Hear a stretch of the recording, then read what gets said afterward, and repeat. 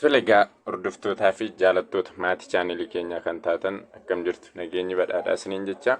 Egaan akkuma beekamu kan waliin ilaalaa jirru korsiiwwan Department of Accounting and Finance keessatti fudhataman jechuudha.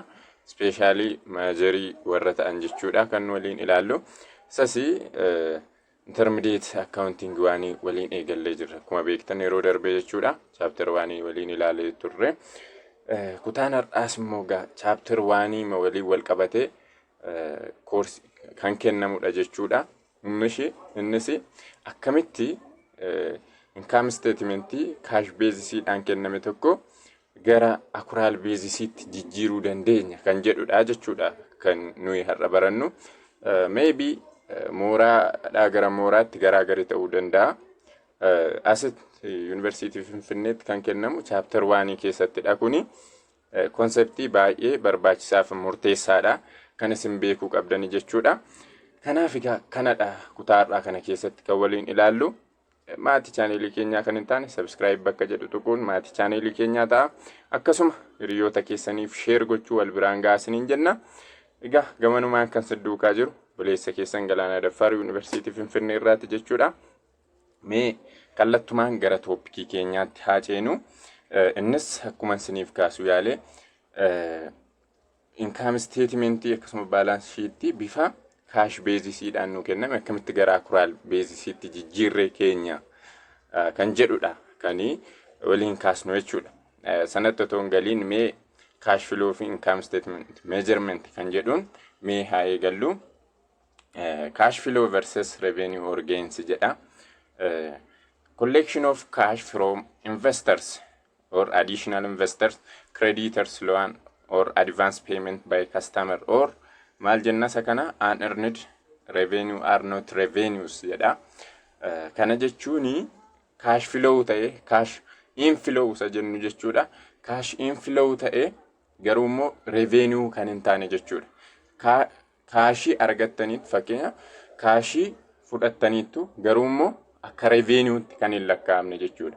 Fakkeenyaaf investoroonni pocketii isaanii keessaa baasanii kan isaan invest godhan day to day operation businessii sanarraa kan hin argamne cash inflow akkasii revenue hin jedhaman maalidha malee revenue hin jedhamani garuu immoo cash inflow dha garuu they are not revenues jechuudha. Akkasuma creditors loan yookaas immoo bifa liqaan kan fudhattan sun maali itti lakkaa'amu jechuudha. Akka revenue keessaniitti cash inflow yoo ta'e akka revenue itti lakkaa'amu kan jedhudha. Akkasuma mee cash outflow fi expense yookaan losses warra jennu wal bira qabnee ilaalu. Cash payment for dividends, purchase of assets or example for machinery jedha. Or cash loans to other entity are not an expenses jedha.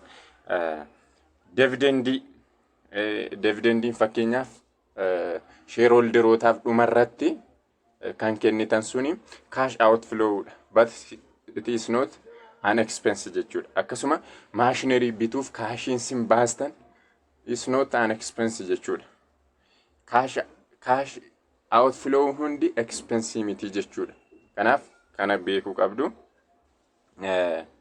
Kana erga jennee kabraan income statement income measurement methods yookiis immoo basis of accounting jechaa turre mitiire accounting waanii keessatti yeroo baay'ee there are three income measurement methods jedha. Isaanis modified accrual or modified cash basis isa jennu accrual basis akkasuma cash basis jenna.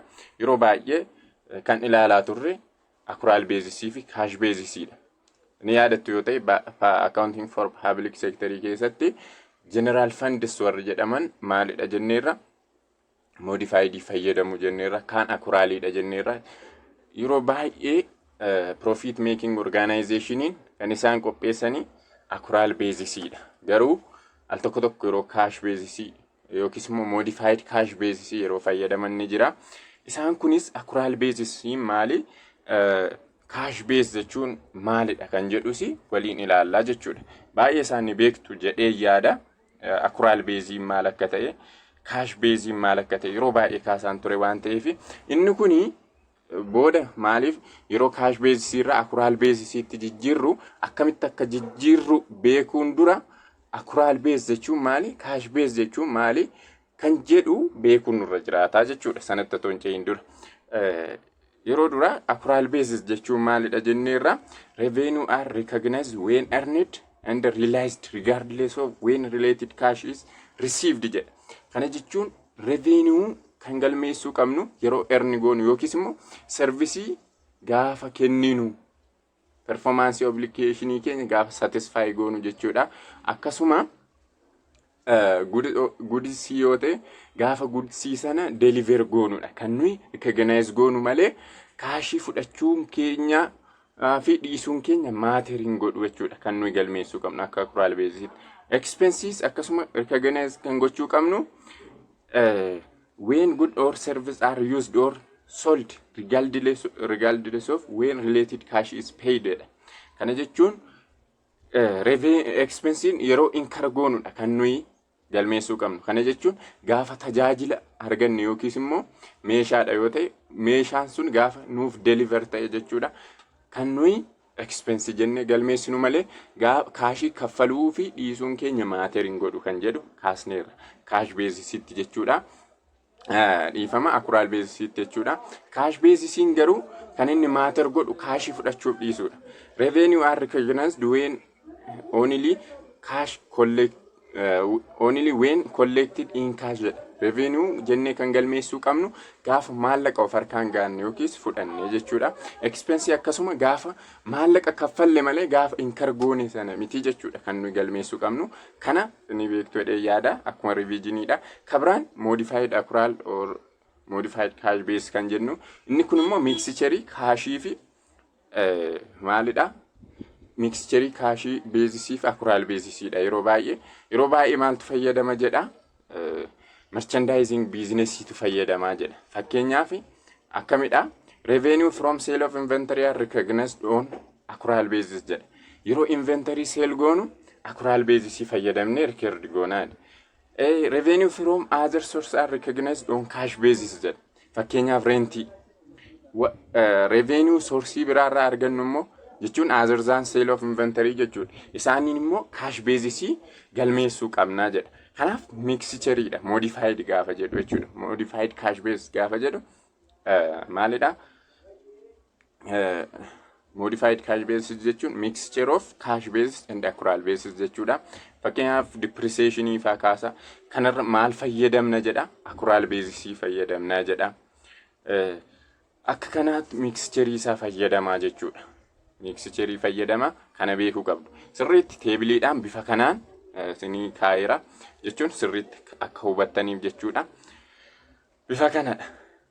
Egaa mee ishee teebilii gara gadii kana sirriitti ilaalla. Maaliif jijjiiruun dura kana beekuun dirqamadha. Ishee kana jechuudha. Gara toopikii har'aa keenya sadii piliitti seenuuf kana beekuun barbaachisaadha.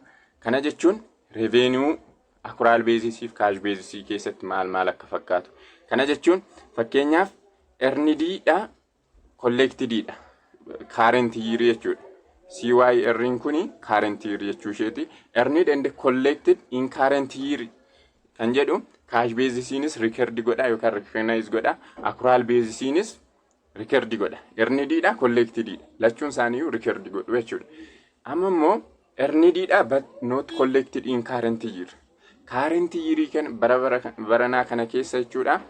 Earned gootetta yookiin performance obligation satisfy gootetta garuu kaashii hin fudhanne. Kanaaf maal godha kaashii hin fudhanne waan ta'eef cash basisiin hin galmeessu accrual basisiin garuu ni galmeessa. Inni kun immoo maal jedhama accrued revenue jedhama jechuudha. Accrued revenue. Kanaaf kanadha previous earning collected in current year jedhama. Kan earn gootanii previous dha. Garuu collect kan gootan ammadha. Kanaafi cash basisiin amma barbaranaa kana keessa hin galmeessa. Previous dha kan earn goota waan ta'eef previous year sana galmeessa malee accrual basisiin bara kana keessa hin galmeessu. Inni kunis accrued revenue dha. Inni duraa ending dha, inni amma beginning dha. Inni amma lammaffaa irratti jedhaa kun jiru kuni. Inni kabiraan maalidha? collected but unearned in current year jedha. Current bara baranaa kana keessa jechuudha. Bara baranaa kana keessa maalidha? Collect gootaniittu garuu immoo performance obligation keessan satisfying goone. Kanaaf unearned dha jechuudha. Kanaaf unearned waan ta'eef cash basisiin collect godheera waan ta'eef ni galmeessa. Accrual basisiin garuu hin galmeessu. Maaliif? Performance obligation satisfying goone waan ta'eef. Inni kun unearned revenue jedhama. Ending year dha inni kun. Kabiraan warra kun revenue fidha kanan sinii kaasaa jiru. Previous collection earned in current year jedha. Previous collect bara darbe keessa collect godhe. Kaashiin bara darbe galmeessaa jechuudha. Accrualiin immoo bara kana keessa galmeessa. Kanaaf bara kanaafi kaashiin hin galmeessu, accrualii jalatti hin galmaa.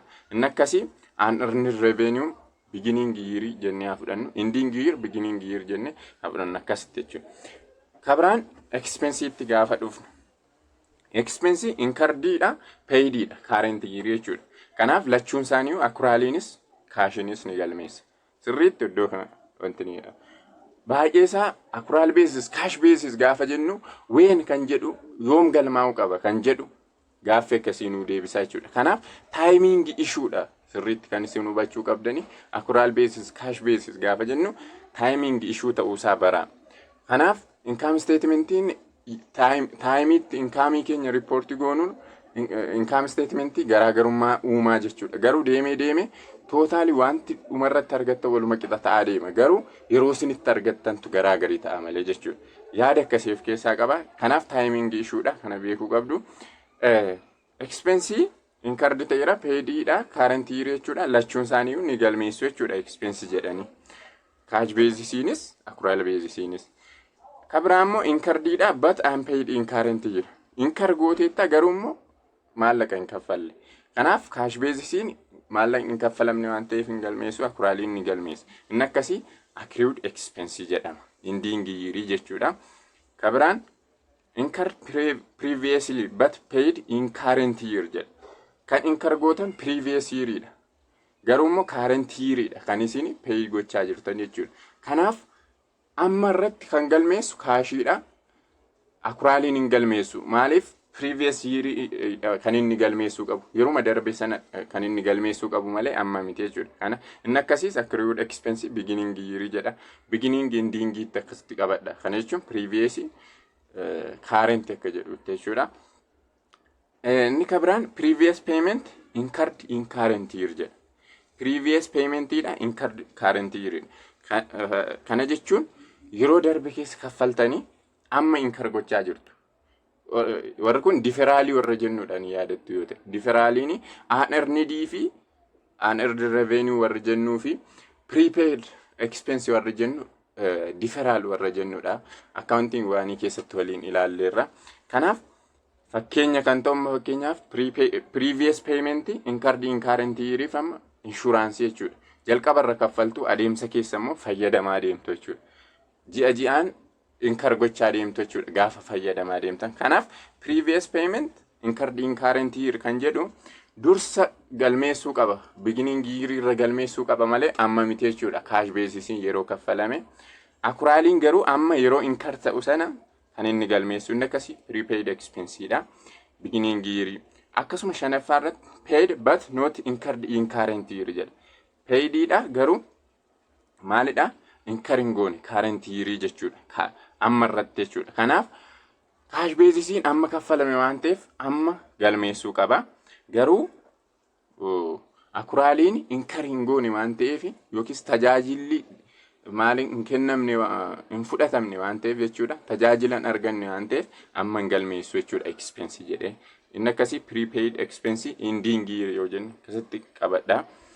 Kana erga jettanii mee fakkeenyaa naa ilaallu. Fakkeenya illustrationii kana jechuudha. Illustration jedha. Quality contractor signs an agreement to construct a garage for 22,000. In January, quality begins construction. Incurs cost of 18,000 on credit. By the end of January, delivers finished garage to the buyer jedha.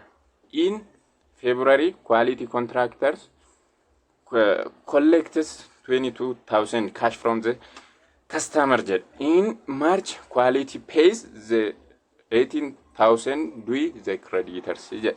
Kana jechuun quality contractoriin maal godhee garaajii construct gochuu fi kontraata mallatteessee jedha. Meeqaan 22,000. Kana jechuun Jaanuwaarii irratti maal godhee construct gochuu fi kostii hammam incur godhee 18,000 incur godhe. Creditiidha hin kaffalle garuu incur godheera kostii jechuudha. By end of Jaanuwaarii jedha. Maal godhee deliver godhe. Maaliif garaajii sana xumureeti deliver godhe gara baayeriitti. Xumura Jaanuwaarii irratti jechuudha. Feebruaarii irra immoo maal godhee kaashii kastamerii irraa jechuudha. Isa hojjeteef sanarraa 22,000 sana kolleekti godhate jechuudha. Maarchii keessa immoo maal godhee kan dura incur godhee ture kostii Jaanuwaarii irratti incur godhee ture maal godhee hin kaffale ofirraa. Kanaaf net income isaa kaashii irratti akuraalii irratti maal fakkaata kan jedhu waliin haa ilaallu. Kanaaf Jaanuwaarii irratti maalidha? Kaash beezisii dhagaa ammas irratti kaash beezisii irratti Jaanuwaarii irratti kaashii waan kaffale hin qabu waan fudhate hin qabu. Maaliif incur godhe malee hin kaffalle on creditiidha amma fakkeenyaaf 18,000 kan inni incur godhe. Kan inni receive godhe immoo Feebruaarii irrattidha kan inni receive godhe 22,000 jechuudha. Kanaaf wanta kaashiidhaan fudhate yookiin kaashiidhaan baase hin qabu. Jaanuwaarii irratti 00 ta'a expensiin isaas cash paymentiin cash receiptiinis jechuudha. Net income hin jiru net lossiin hin jiru jechuudha. Amma Feebruaarii irratti gaafa dhufnu immoo cash basisiin isaa jechuudha. Feebruaarii irraa hammam kolleekti godhe jedha 22,000 kolleekti godhe kastamerii irraa jechuudha Feebruaarii irratti. Kanaaf cash receipt yookaan revenue kan jennu 22,000 jechuudha. Waan kaffale immoo hin qabu. Incur godheera garuu waan kaffale hin qabu cash basisii waan ta'eef cash paymentiin 0 dha. Net income isaa Feebruaarii irratti meeqa ta'a? 22,000 ta'a. Maarchii irratti immoo hin kaffale ofirraa expensiisa Jaanuwaarii irra incur godhee ture ofirraa kaffale. Kanaaf wanta receive godhe immoo hin qabu.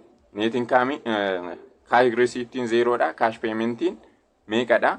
18,000 jechuudha. Kanaaf net lossii meeqa jira? 18,000tu jira maarchii irra. Deemni tootaalii isaa yoo ilaallu net income isaa meeqa ta'a? Garaagarummaan isaanii jechuudha 22,000 irraa 18,000 meeqa ta'a? 4,000 ta'a jechuudha. Yerootti maallaqa fudhatee fi pay godhetu garaagaridha. Kanaaf deemee garuu xumura irratti 4,000 argate jechuudha. Kanadha cash basisiidhaan kana fakkaata yeroo inni galmeessuu qabu. Akuraaliidhaan immoo mee haa ilaallu. Akuraalii irratti akuraal basis income statement isaa jechuudha. Akuraal basis income statement isaa gaafa ilaallu immoo Jaanuwaarii irratti maal godheera amma quality contractoriin kuni maal godhe Jaanuwaarii irratti deliver godhe. Deliver godheera waan ta'eef performance obligation satisfy godheera. So he has to recognize a revenue jechuudha. Revenue recognize gochuu qaba Jaanuwaarii irratti. Kanaaf revenue 22,000 maal gochuu qaba? Isa Jaanuwaarii irratti deliver godhe galmeeffachuu qaba. Expense immoo Jaanuwaarii jalqabumarra kan inni incur godhe. Kanaaf akka akuraal beezisiitti yeroo incur godhu galmeessuu qaba. Kaffaluu dhiisuu isaa miti waan ta'eef. Kanaaf Jaanuwaarii marra kan inni galmeessuu qabu jechuudha. Kanaaf expense isaa Jaanuwaarii irratti meeqa ta'a? 18,000. Kanaaf net income immoo net lossii jira, net income jira. Garaagarummaan isaanii jechuudha 4,000. Jaanuwaarii irratti 4,000 argate jechuudha. Kan inni galmeessu expenses revenues Jaanuwaarii irratti. Feebruaarii irra wanti galmeessinu hin jiru. Maaliif dabalataan waan incur godhe hin qabu waan ta'eef yookiis immoo waan receive godhe hin qabu waan ta'eef jechuudha. Yookaan performance obligation kabiraa waan raawwateeru hin qabu. Feebruaarii irra wanti galmaa'u hin jiru. Akuraal beezisiidhaan dura galmeesse Jaanuwaarii irratti galmeesse dabalataan waan incur godhe yookiis immoo erni godhe hin qabu waan ta'eef wanti galmaa'u hin jiru. Feebruaarii irratti kolleekti godhe malee dura kan inni erni godhe jechuudha. Akkasuma maarchii irra wanti galmaa'u hin jiru. Deemee tootaaliin isaa ammas net income 4,000 dhufa jechuudha. Timing issuedha jechuun yerootti revenue of expensiin recognize ta'utu garaagaridha malee deemee wanti isin argattan yookiis immoo wanti isin baastan deemee akuraal beezii cash beezisiidhaanis garaagari garuu taayimingi ishuu tokkodha garuu taayimingi ishuudhaan garaagaridha yerootti argattanii jechuudha. Yeroo riippoortii ta'u garaagarummaa ni uuma malee deemee tokkodha jechuudha.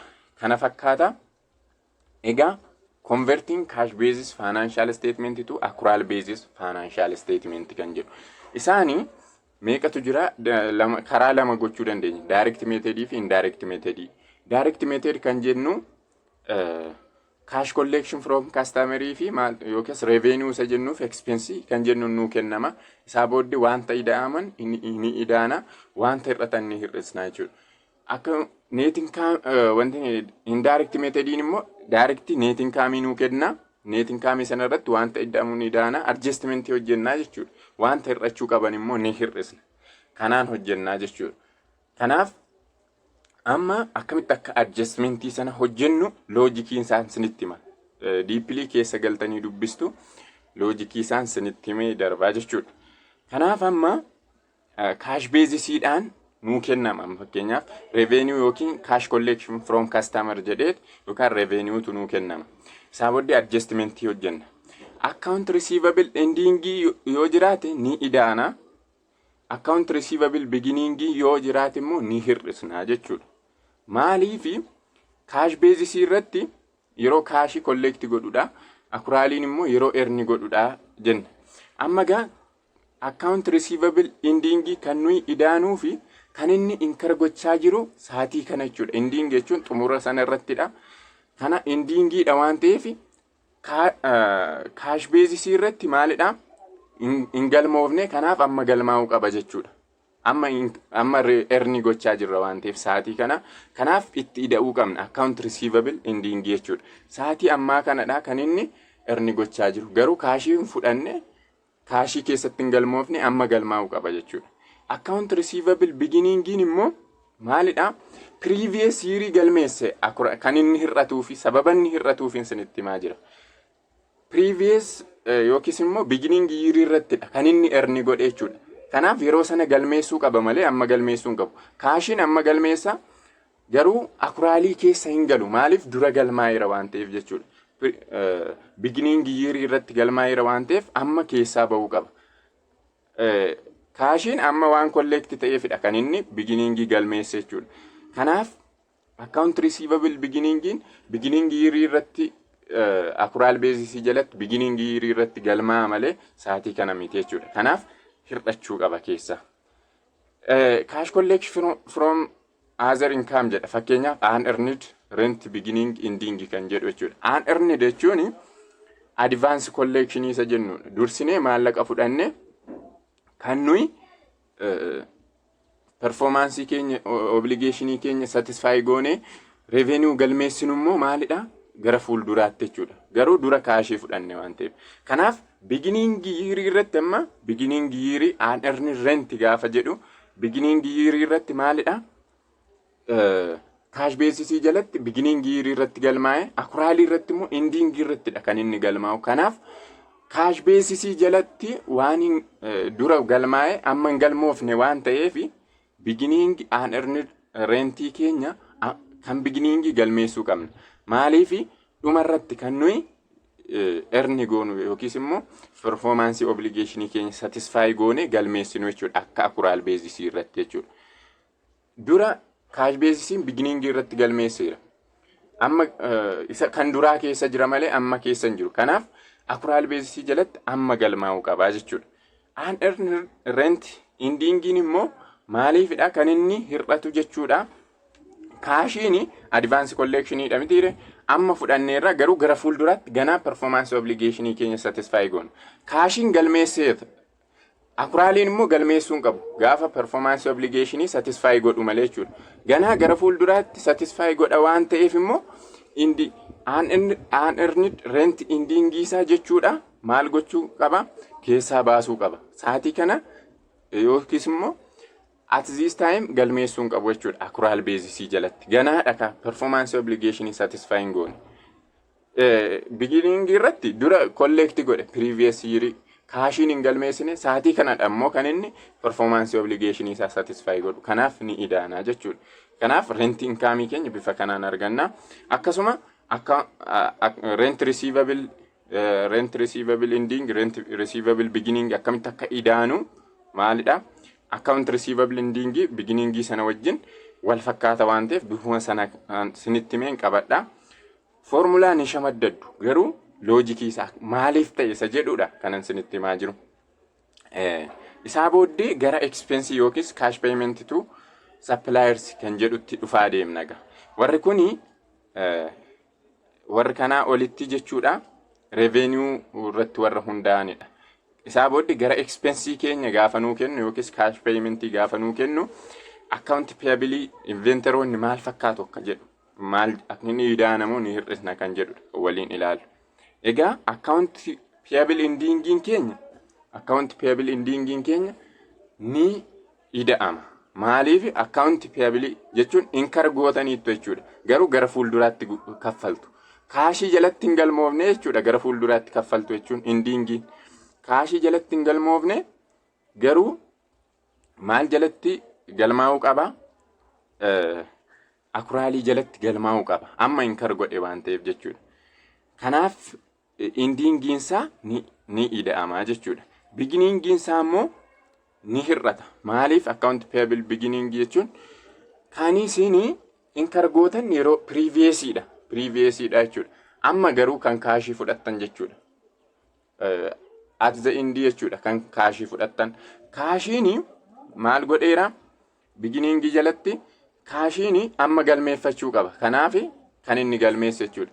Akuraalii jalatti garuu dura galmaa'e waan ta'eef sa'aatii kana galmeessuu hin qabu jechuudha. Dabilii galmeessaa jechuudha amma yoo galmeesse jechuudha akuraalii jalatti. Dura galmeessee ture waan ta'eef kanaaf kan ammaa keessaa bahuu qaba. Kanaaf beginningiin account payable keenya ni hir'ata. Akkasuma inventory beginningiin maal ta'a? Ni ida'ama. Inventory endingiin keenya immoo ni hir'ata. Innis gaafa gurguramudha miti kan yookiis immoo gaafa deliver ta'u waan ta'eef kan nuyi galmeessuu qabna jechuudha. Kanaaf beginningii keenya kaashii jalatti hin galmoofne waan ta'eef amma waan galmaa'uu qabuuf inventory cost of goods sold kan inni jijjiiramu gaafa gurguramu yookiin gaafa deliver ta'u waan ta'eef kan beginningii ni ida'ama, endingiin immoo ni hir'ata. Maaliif endingiin ganaa deliver hin taane waan ta'eef yookiin immoo hin gurguramne akka jechuuti waan ta'eef inventory nu harka jira hin gurguramne cost of goods sold ittiin darbu jechuudha. Kanaaf endingiinsa ni hir'ata accrual basis jalatti. Kana fakkaata kabra prepaid items warra jennu jechuudha. Prepaid items jechuun dursinee maallaqa kaffallee garuu immoo ganaa inkar kan hin goone yookiis immoo service kan hin tajaajilamne jechuudha. Tajaajilan fudhanne jechuudha. Party expense jalaa kabiraan. Prepaid beginningiinsaa ni ida'ama. Maaliif kaashiin dura galmeesseera amma hin galmeessine jechuudha. Dura galmeessa malee isa ammaa keessatti galmeessuu hin qabu. Akuraaliin garuu dura hin galmeessu amma galmeessuu qaba. Prepaid jechuudha. Amma gara dhumaarra waan ta'eef dhumarratti waan ta'eef gara fuulduraatti kan inni tajaajilamu waan ta'eef kanaaf amma galmeessuu qaba jechuudha. Beginningii kanaaf expense jala dhufne prepaid items fakkeenya prepaid insurance warra jennu warra akkasiifaa maal goona beginningii isaanii expense keenyatti ni idaana. Accrual basis expense bifa accrual cash basis dhaan qophaa'e irratti ni idaana prepaid expense jechuudha. Endingiin isaanii immoo ni hir'ata. Fakkeenyaaf ammadha kan inni endingii jechuun sa'aatii akka ammaa kanaatti fudhadha. Currency jechuun at the end isa jennu jechuudha. Yeroo financial statementiin qophaa'u. Prepaid items kuni maaliifidha kan isaanii hir'atanii endingiin isaanii ammadha kan kaashii fudhattu garuu ganaadha kanatti hin kargootu jechuudha. Ganaadha waan ta'eef kaashiin amma galmeesse. Akuraaliin garuu amma galmeessuu hin qabu gara fuulduraattidha. Kanaaf hir'achuu qaba jechuudha. Kan kaashiidhaan qophaa'e sanarraati. Akkasidha yaadisa. Kabiraan accrued items beginningii isaanii jechuudha. Accrued items beginningiinsa ni hir'ata. Maaliif accrued beginning jechuun amma previous incur goote amma cash collect kan gootu jechuudha. Kanaaf kana jechuun akuraalii jalatti beginning year irratti galmaa'uu qaba malee amma miti. Yoo ammas deebinee galmeessine dabilii ta'a waan ta'eef galmeessuu hin qabnu jechuudha. Kanaaf ni hir'isna jechuudha. Accrued items endingiin isaanii immoo ammadha kan incur goone garuu maallaqa ganaaf gara fuulduraatti kaffalla. Kanaaf maalidha cash basis jalatti hin galmoofne. Kanaaf amma galmaa'uu qaba jechuudha. Amma waan galmaa'uu qabuuf maalidha endingii accrued items endingiinsa itti ida'amuu qabaan. Akkasuma depreciationiin endingiinsa ni ida'ama, beginningiinsa ni hir'ata jechuudha. Bifa kanaan erga kana qabattanii loojikii kana qabattanii jijjiiruun formulaa just shamaddaddanii salphaatti hojjechuu dandeessu jechuudha. Mee fakkeenya tokko laallee yookaan illustrationii tokko laallee haa xumurru. Illustrationiin kun Dr. Diane Wendser like many small business owners keeps her accounting records on cash basis jedha. In year 2015 jedha. Dr. Wenderson received 3,000 birr from her 3,000 jedha kuma 300 jechuudha dhiifama sagalee xiqqoo na dadhabeera kuma 300 fudhatte cash basisdhaan jechuudha. Receipt patient ishee irraa jechuudha akka dookteradha. Patient irraa amma fudhatte kuma 300 akkasuma amma immoo kaffalte operating expense fi kuma 170 kaffalteetti expense jechuudha. Isaa booddee resulting an excess of cash received over disbursement jechuun kuma 130 jechuudha. Sanarraa waan isheen receipt goote cost ishee cover godhe hammam turraa fi jechuudha. Net income kuma 130 jechuudha. Cash basisdhaan kana jechuun cash basis net income jechuudha. At January 1 and December 31 jedha 2015 she has account receivable and earned service revenue, accrued liability, prepaid expense as shown below. January jalqabaa fi December xumura irratti December irratti jechuudha. December 31 irratti account receivable ganaa kan fudhataman jechuudha. Earned service revenue, accrued liability, prepaid expense qabdi jedha. Innis asirratti kunoo January irratti account receivable hagam qabdi? Kuma 12 qabdi. Xumura irratti hammam qabdi? Kuma meeqa qabdi? Kuma 9 qabdi. Earned service revenue beginning irra 0 dha. Ending irratti hammam qabdi? Kuma 4. Accrued liability yoo beginning insa kuma 2 dha. Ending insa kuma 5,500. Prepaid expense kuma 18. Ending insa kuma 2,700 dha. Kana qabdi. Kana qabdi ganaa kan fudhattuu fi ganaa kani kennitu jechuudha. Cash basisdhaan kan kaashii fudhatte kan kaashii kennite net income hammamtu jira? Kuma 130tu jira. Accrualiin immoo jiru ganaa kan baastuu fi ganaa kan fudhattu jechuudha. Kana warra asirratti argaa jirtan kana jechuudha. Accrual basisdhaan immoo meeqa ta'a net income ishee kan jedhu beekuu qabna. Maaliif garaa garidha waan ta'eef ganaa kan fudhattuuf kan kennitu jira waan ta'eef jechuudha. Mee isa kana post gootanii ilaaluu dandeessu garuu teebilii irra waan jiruuf isa teebilii irraadhaan sirriittan sinitti himaani. Sirriitti sinitti hima. Teebilii irra jira. Bifa kanaan kan nuyi convert goonu jechuudha. Cash basisdhaan cash collection yookaan revenue keenya kuma 300 dha. Adjustmentii adii fi deduct kan goonu jechuudha. Bifa kanaan keenya accrual basis as jalatti barreessaa deemna. So account receivable meeqa qabdi jenneerra? January 1 irratti kuma 12 qabdi jenneerra. Kanaaf account receivable beginning maal ta'a jenneerra dura? Ni hir'ataa jenneerra. Sababa isaa sinitti himaan ture. Maaliifi account receivable beginning dura galmaa'e waan ta'eef January irratti galmaa'e waan ta'eef December 31 dhuma irratti galmaa'uun qabu. Kanaaf deduct gochuu qabna. Kan kaashii irraa jechuudha. Kuma 300 kanarraa kuma 12 deduct gochuu qabna jechuudha. Account receivable ending December 31 irratti immoo hammam qabdi jenneerra? Kuma 9 jechuudha. kaashiin hin galmeessine waan ta'eef Desembarii dhumarra kanarratti yeroo faayinaanshaal isteetmentiin qophaa'udha kan inni inkar godhe waan ta'eef ida'amuu qaba indiingiinsa akkaawunt risiivabiliin Desembarii kanarraa jechuudha.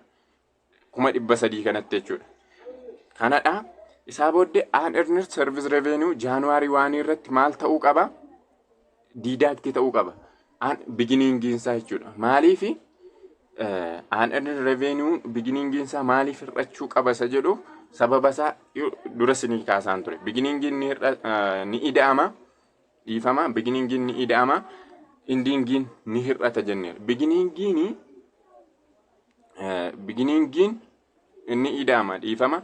Maaliif ida'ama?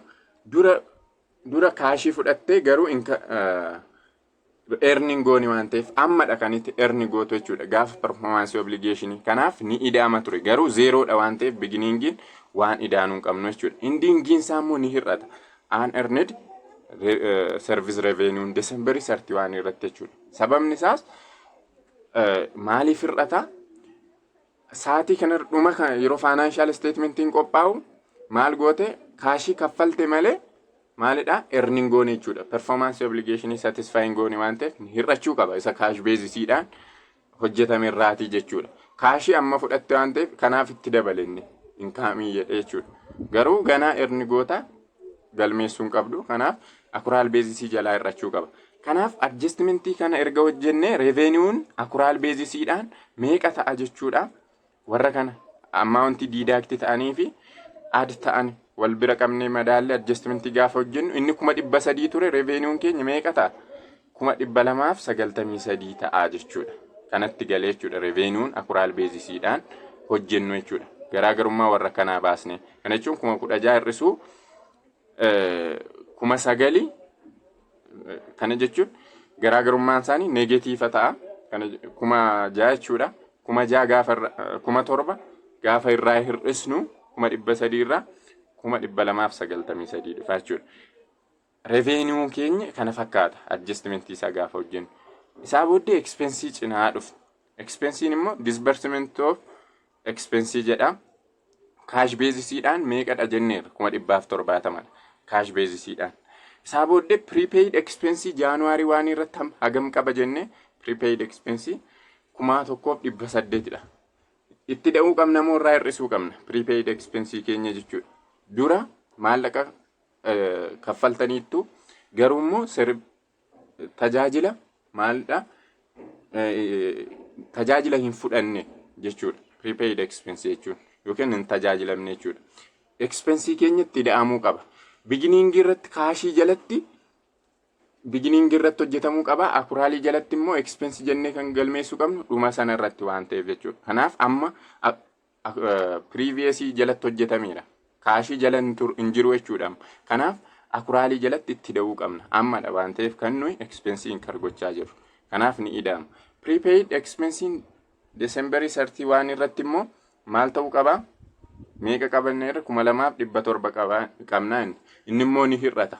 Maaliif kaashiin ammadha waan ta'eef kaashii amma fudhate garuu immoo ganaa gara fuulduraatti jechuudha. Kan inni inkar gochaa deemu. Inkar hin goone waan ta'eef accrual basis jala kaashii expense irraa hir'achuu qaba jechuudha. 170 kanarraa jechuudha. Deduct goona jechuudha. Accrued liability January 1 irratti hammam qabna? January 1 irratti 2,000 qabna jechuudha. Accrued liability January irratti.